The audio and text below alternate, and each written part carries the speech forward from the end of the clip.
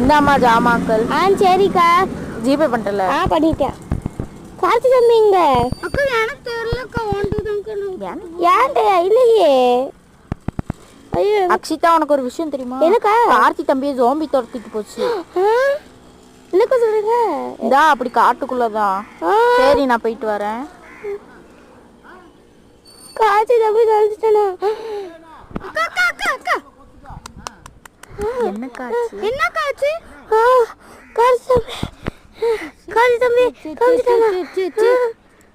ஐயோ கார்த்தி தம்பி. கார்த்தி தம்பி, நான் கார்த்தி தம்பி பார்க்க போனோம்.